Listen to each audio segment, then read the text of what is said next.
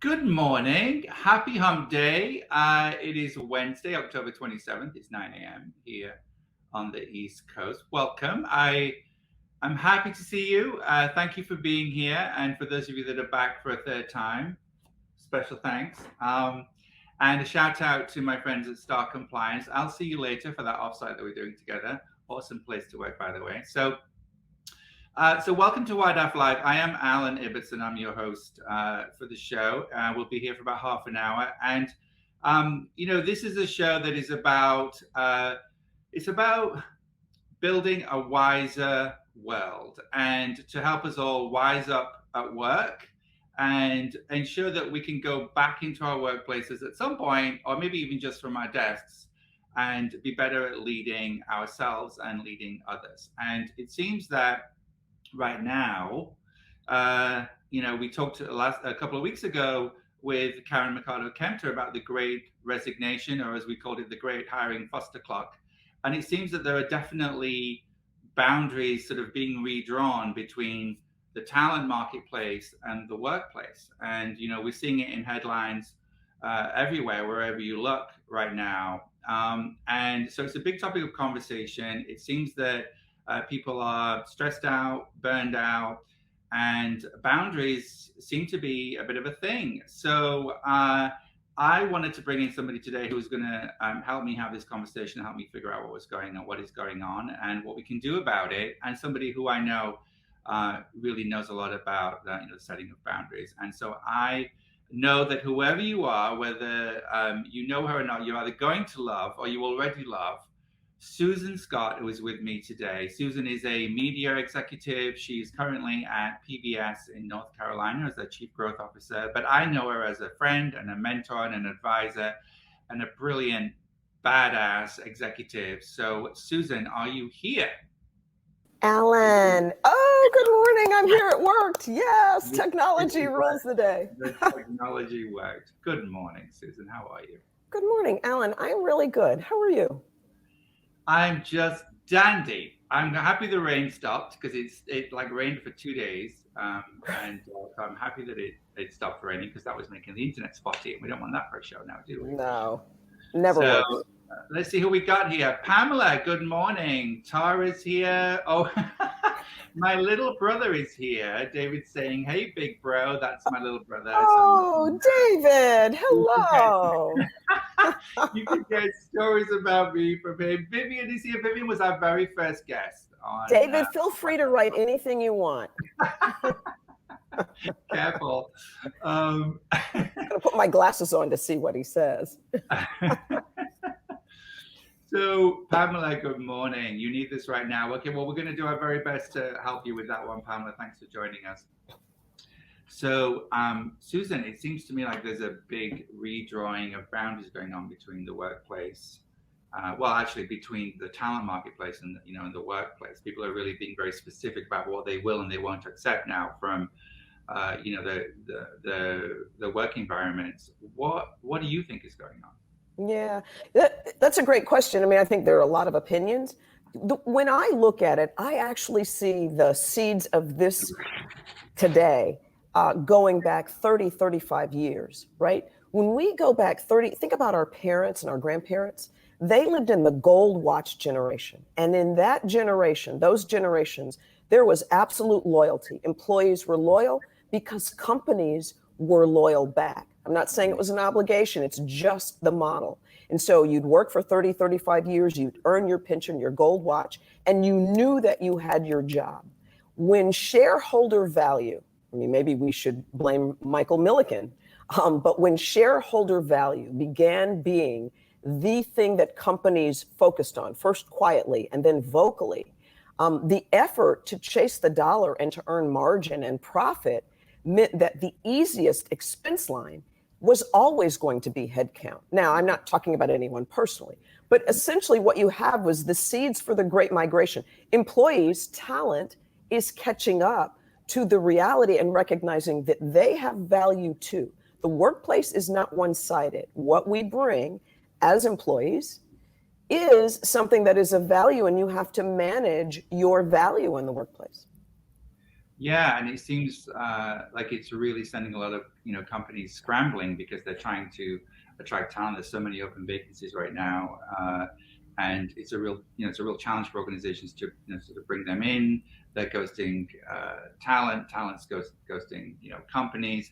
Everybody's holding out for what they want, and so it's dragging out the recruitment process for everyone.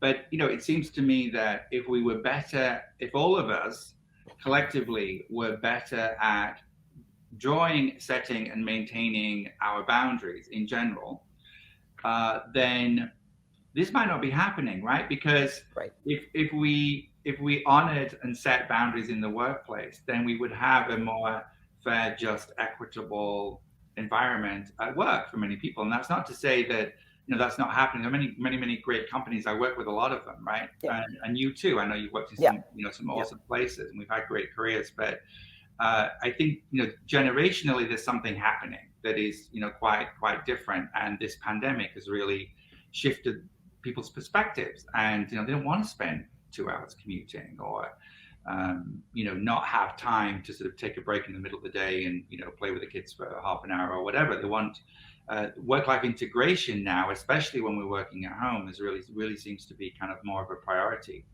I've heard more people say that being on back-to-back Zoom calls was the thing that alerted them to the fact that they were, I'm going to say it, doing too much. Their heart was in the right place, their intention was right.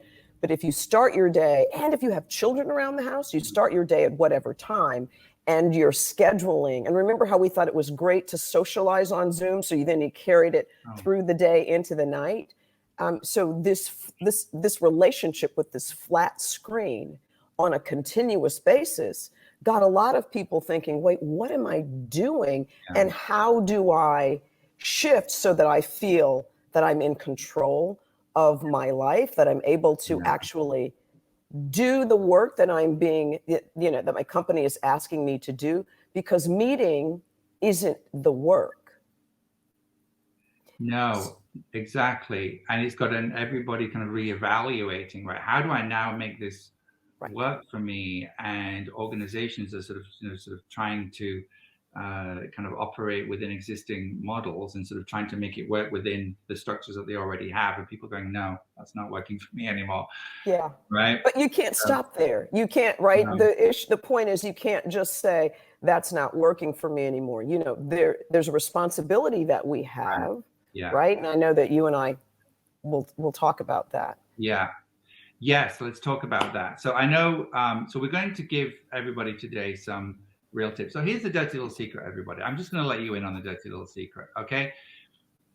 WYDAF Live is not just a conversation. It's a training session disguised as a conversation, all right? So we're very deliberate about what we bring to the conversation here, because we want to make sure that when you tune into this show, that you're going to leave with 10 tips, okay? So you can tune in every week and know that you're going to get 10 tips. And the first one is coming up from our Susan right now. Susan, I know that you have a brilliant way of identifying your boundaries. Tell us about that. Yeah, I love this. So anyone who's interested in playing along right now, this could be helpful. But essentially what you do is, you're stressed out, you're burned out, and you sit and you take a quiet moment. And if work is what's stressing you out, you take a quiet moment to imagine you're not working. You don't have to work. See yourself being away from work for 3 months.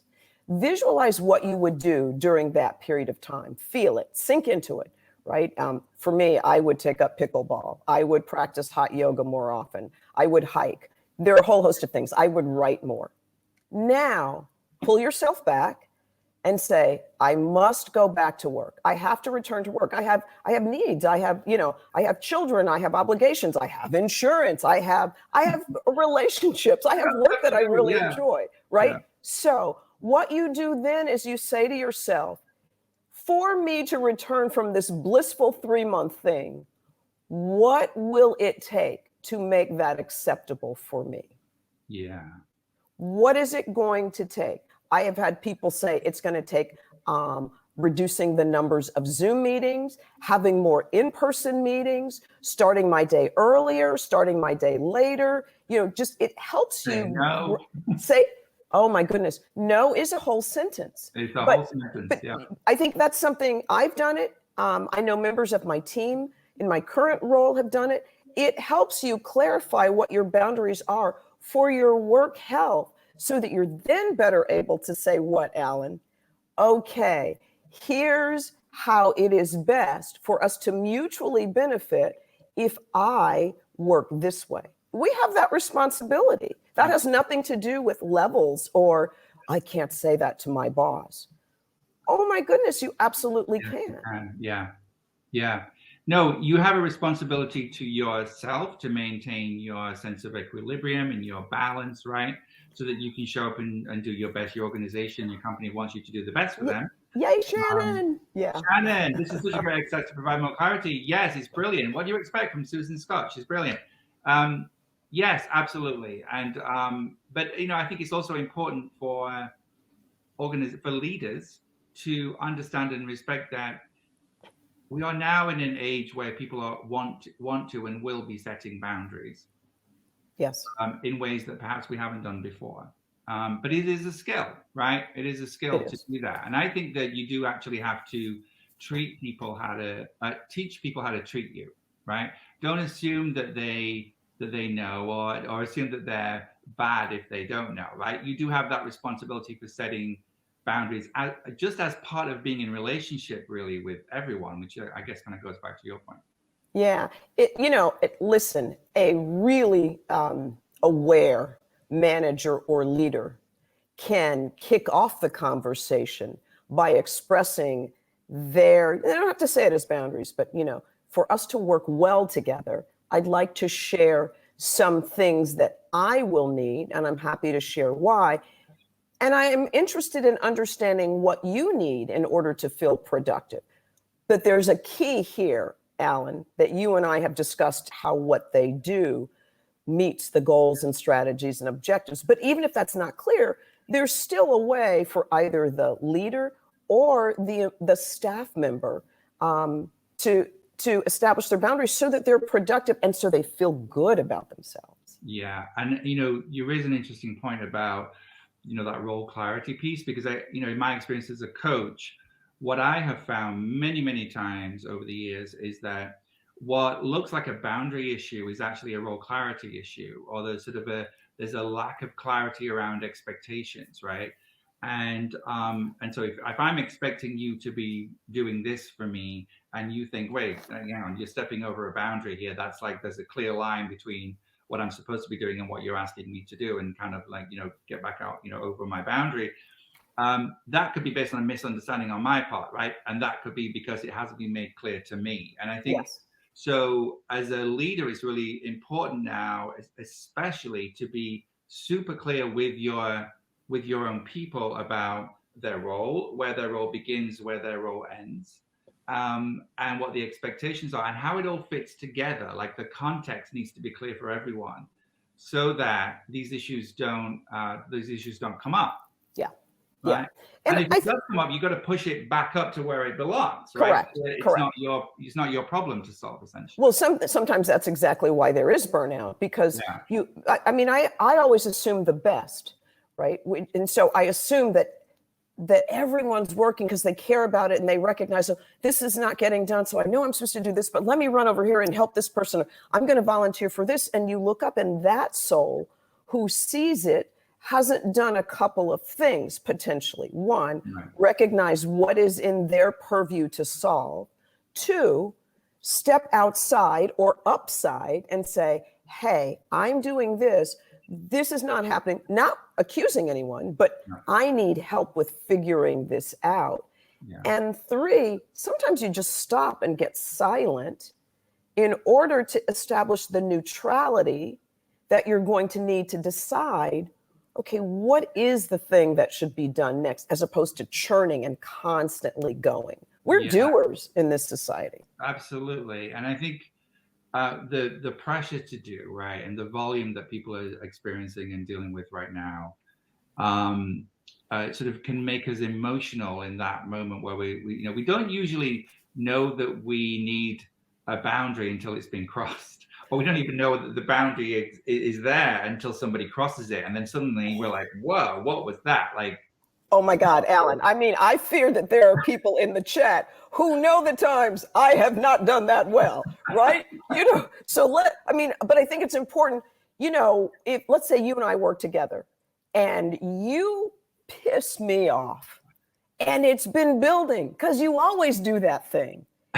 The time for me to let you know that you always do that thing ain't the time when you're doing that thing, right? So that tells me that I didn't recognize it when it first started. So identifying, okay, I'm a little unsettled by this, but I'm not sure. So I'm going to keep going. Like the fifth time, come on. The fifth time, don't come to you, but just say, okay, it's happened 5 times. Let me examine, what is this? So you have to understand what your goals are, both professionally and personally. And then with neutrality, hey, Alan, can we talk about this? Ask you a question. Hey, Alan, what's driving you around this? Or what's your understanding of what's needed here? Because essentially, it's not me against you. You and I are united in the service of the shared goal. And by the way, can I tell you where I got real clear about that? And it's someone you already know. Well, go on, tell me. Barbara Barna-Abel. We love Barbara. Oh my God, she's amazing. Her whole podcast series on talent development, she's fantastic. And she actually, Barbara Barna-Abel, she interviewed, Terry Cole. And Terry talks about, now hers is more personal and more relationship oriented, but we can all mine that. In fact, I made a note. Yes, exactly that episode, that book, Boundary Boss. When boundaries are disordered, you have to know what you're angry about. And there's one other thing that I think is really radical it was for me and for people, because I think in work, we always think about our boss having power, but there is mutuality where the power is equitable and equitability in the emotional labor. I think we all care about our work. There's emotional labor. And so your boss feels that same thing. So where you can establish mutuality, whether it's your boss or a colleague, a peer, or a subordinate, that's why you have neutrality, so that you both recognize it's not us against each other. It's us together to overcome this shared thing. And if you're clear about what you stand for or what's important to you, then you can better convey that. Yeah. And I think 2 things, 2 superpowers, empathy and curiosity, right? So empathy helps you to step into the other person's shoes. Why might they think that this is part of my job? Or why might they think that that's okay? Like, what is it either about, the situation or whatever that makes them think that that is okay? Because I'm just going to assume benign intent, right? You assume benign intent, then you can actually sort of step into the other person's shoes and you can actually be a little bit more generous in your assumptions, right? Or you can not have any assumptions in the first place and just keep a completely open mind. I think that's important. And curiosity, right? Curiosity about how and why this might be happening. Because oftentimes if you can get curious and really think about the why or the how, then you can actually sort of come up with some pretty safe assumptions that you can then test and use as a basis for your conversation, with that person, to kind of keep it on fairly neutral territory to begin with. Yeah. You know what this reminds me of? Who is what we share this probably with everyone in the show, this amazing appreciation for Brene Brown. What is it that she says? You've quoted it to me in the past. That doing that has everything to do. You said it's empathy and compassion. That is exactly what's required in order to have boundaries. And because that then leads you to protecting yourself in a way that doesn't make you feel icky or that you're not responsible for protecting yourself. Right, but so many of us are pleasers, right? I'm sure we've got some Right. pleasers in the. We're going to get some great comments. We're going to have to check in with the comments. I think Yep. there's some awesome comments going on. But that Brene Brown quote that you're thinking of, I think, is the one. Daring to set boundaries is about having the courage to love ourselves even when we risk disappointing others. Yeah. Right. So whether personally or professionally, you don't want to disappoint your boss, you don't want to disappoint your colleagues, you don't want to disappoint your kids, you don't want to disappoint your friend. Right. And that need to please and be there for others is a big barrier to people being able to respectfully set boundaries, I think. Yes. Right? Yeah. So what's going in the comments? Let's have a look, because there's lots of awesome stuff going on. Oh, I love this. Sounds like a marriage. Well, I mean, you spend the majority of your time with these people. I'm not saying it's a marriage, but I love that. Pascal says, clear is kind is what she says all the time. Yes, clear is kind is what Brene Brown says all the time. Absolutely. Yes, yeah. Exactly. Yeah. I love, and by the way, Becca is one of my colleagues. Can you help me understand is the secret sauce? It's so neutralizing. And it says, I'm focused on you. And who doesn't love? I mean, some of us are peacocks. Who doesn't love being focused on? Then you can stand in for my show when I'm on vacation, Susan. Happy to do it. Happy to do it. Actually, while we're looking at comments, I want to help if you're a people pleaser, one of the easy things you can start to test, you're sitting in the restaurant, you ordered the burger medium well. They brought it medium rare. And you look at it and you think, well, I don't want to get them in trouble. I won't bother them. Send that burger back. You don't hate them. You're not angry. You just quietly pull them aside, right? That's an easy way to establish a boundary, right? Easy way to sort of like advocate for yourself. Yeah. And I think, that's a good point. I think the skill of being specific about knowing what your boundary is, right? You've got to be clear and confident in why you need a boundary in the first place, right? It is to protect your time. It is to protect your relationships, because it's hard to stay in relationship if you feel resentful or angry or hurt or frustrated with somebody else's behavior, and that relationship will then deteriorate. So you have a responsibility to actually set a boundary to help maintain that relationship, right? Because you can't walk around as the only person who knows there's a problem, right? No relationship is a free-for-all. And I think, any decent relationship since the beginning of time has always had some form of boundaries.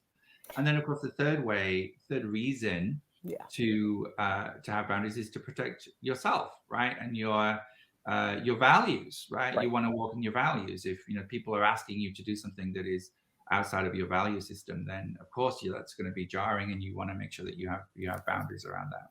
Yeah. I love that 3 of your brothers are watching, by the way, and one of them mentioned the word naked, and I lost my train of thought. I just that would probably be Craig. Yeah. Okay. Great, Craig.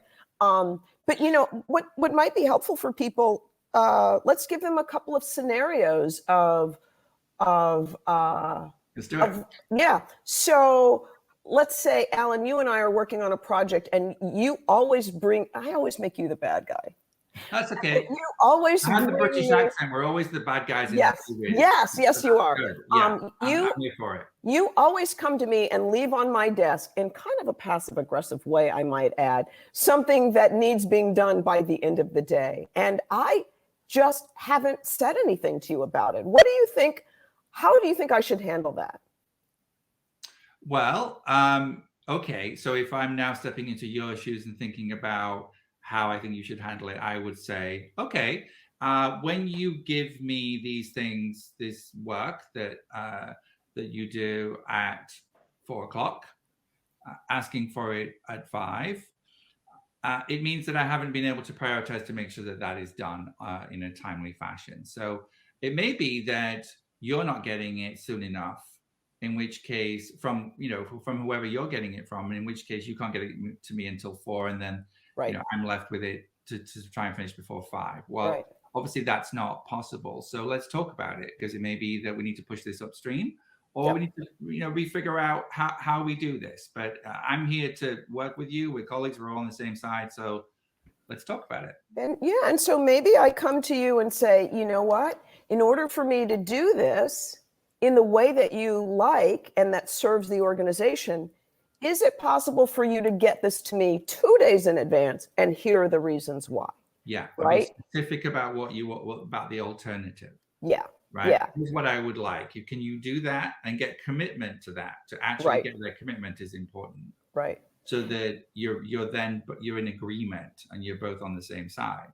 Right. And then importantly, to actually, when they do that and they do give it to you 2 days in advance, you say thank you. All Correct. right. And you reinforce that behavior so that they know that you've noticed. Yes. They made the effort to do that and they've made that change, and it reinforces the relationship as you go. There's a trust that you've got to build, because interestingly, if I'm saying no to you yet doing it anyway, what happens is you don't trust my no, which means that if I ever say yes, it's likely you won't trust my yes. Right. Right. So I'm training you how, and it's mutual. I'm training you how both to deal with me, but also what's the nature, what's the foundation, the basis for the relationship. If my words belie my actions and vice versa, you're still not really sure where to kind of dig in and say, okay, that's Susan or that's Alan. Yeah, and trust really comes from knowing what to expect from people, and knowing that what they say and what they do will be aligned, right? And so that's, respect comes from knowing that, okay, I know that I should not be doing that to Susan at the last minute because she's got things to do, and I have to respect that boundary. I'm not going to respect that if I know that you're just going to let me walk over it. A line is only a line when somebody fears crossing it. Right? Yes. Yes. You know what? Lisa said something really fantastic. Once you do your own, David, yes, a boundary offers you protection in work and life. And that's exactly what it is. Protection's not bad. It's important. If you don't feel self-protected, you can't go out into the world. If you're feeling vulnerable, you're not your most powerful self. Absolutely. And this is why I think boundaries, the subject of boundaries and mental health are so connected.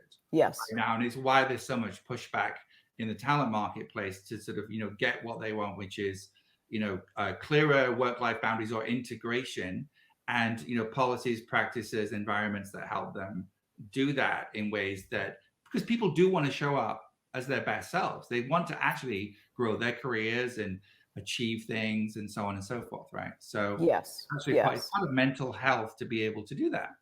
It really, really is. Lisa, when I saw your comment, once you do your own self-awareness, you will appreciate setting boundaries and being selfish to protect yourself. I'm going to flip that around. I have a really terrific leader, boss now. And one of the things that he does, he knows his boundaries and he recognizes that we all have different ones. And so he has this thing that I think anyone can use. He doesn't do draft emails, but he'll send an email and he'll put NRN in the subject, which means no reply needed.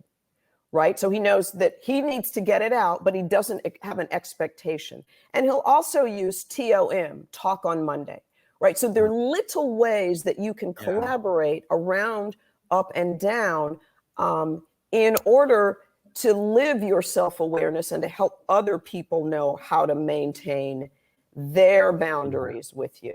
Yeah, I think that's great. And the other one that in that same vein, that I love is just safe draft is your friend, people, right? So if you're also works if you're a bit pissed and you want to sort of communicate something, like safe draft is your friend, people, okay?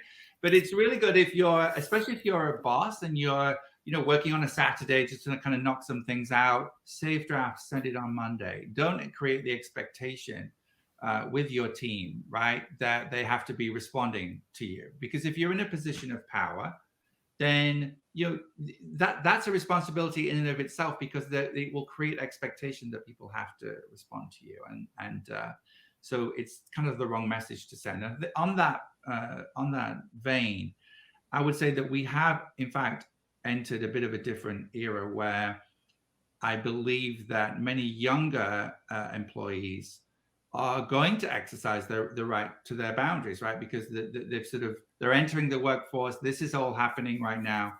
And so it's important to be careful with your expectations and how you set them and the messages that you send out. There's a way to do this respectfully for all of us, right?